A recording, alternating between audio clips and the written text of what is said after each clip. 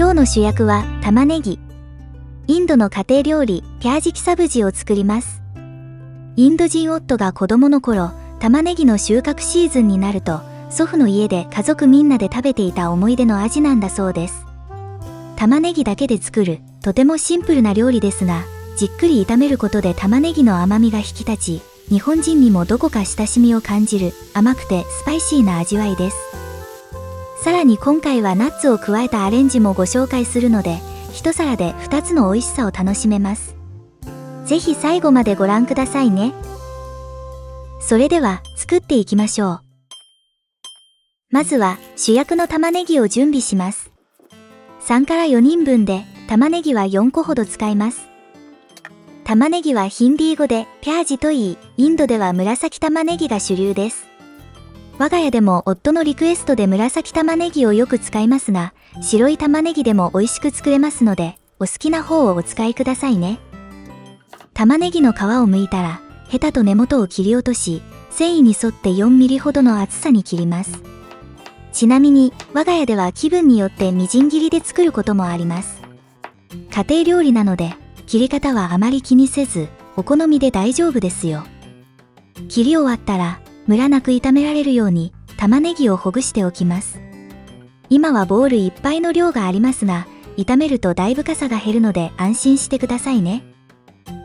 続いてフライパンを温め、油を大さじ4ほど加えます。インド料理は普段から油をたっぷり使いますが、特にドライカレーはいつもより少し多めに油を使うと美味しく仕上がります。皆さんは普段油をどのくらい使っていますか？体のことを考えると控えたい気持ちもあるけれど、美味しいインドカレーを作るにはしっかり使いたい。そんな気持ちがいつもせめぎ合っています。油が温まったら、クミンシード小さじ1を加えます。現地のサブジは日本で想像するよりもずっとシンプルなスパイス配合で、夫の実家でもクミンだけで作ることがよくありますよ。そこに青唐辛子2本を加え、油に辛みと香りを移します。数秒炒めたら、カットした玉ねぎを加えます。全体に油をなじませたら、蓋をしてしばらく蒸し焼きにします。こうしておくと玉ねぎが早くしんなりして、たくさん使う時の時短にもなります。途中、上下を返すように全体を混ぜます。少しくらい焦げても大丈夫。その香ばしさも美味しさになりますよ。このくらいまでしっかりしんなりして、かさが減ってきたら、ここでスパイスと塩を加えていきます。もうすぐ完成ですよ。簡単ですよね。加えるパウダースパイスは、インドカレーではおなじみの基本のスパイスばかり。分量は画面を参考にしてください。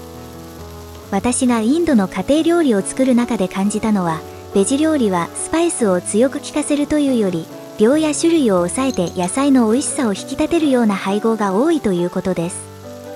ここからは私の体感でのベジの基本的なスパイス使いの話ですが、ターメリックは主に色付け。レッドチリパウダーは辛さだけでなく、仕上がりの色味も考えて加えています。この黄色と赤で美味しそうなカレー色になるというような感じ。コリアンダーパウダーは強い主張はしませんが、これが入ることで全体がまとまり、物足りなさがなくなります。この3つだけでも十分美味しく仕上がりますが、さらに加えるならガラムマサラを少量。ガラムマサラは入れすぎると野菜の味を隠してしまうので、お肉のカレーとは少し違った感覚で使っています。このまま 2、3 分蓋を開けたまま炒めます。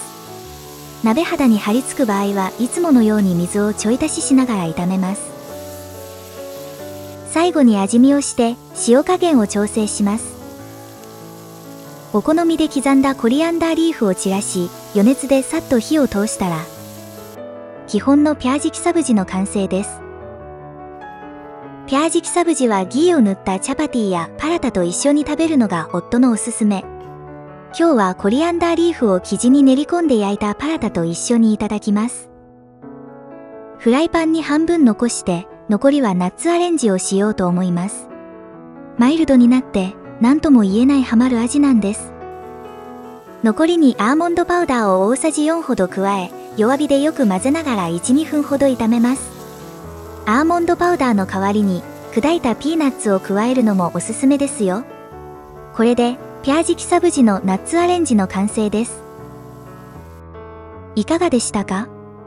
インドカレーで毎回のように作る炒め玉ねぎ。そんないつも主役にはならなかった玉ねぎが、サブジの主役になるピャージキサブジを初めて知ったときは、インドにもこんな料理があったんだと意外でした。スパイスで炒めただけの玉ねぎと言ってしまえば、それまでなのですが、玉ねぎの自然な甘みが美味しかったり、ナッツを加えるだけで一瞬で別次元の料理に変身したり、まだまだインド料理は奥深いなと、久しぶりに私の好奇心に火をつけてくれた料理でした。まだまだ暑さが続きますが、スパイスの効いた料理を食べて、この夏も心身ともに乗り切っていきましょう。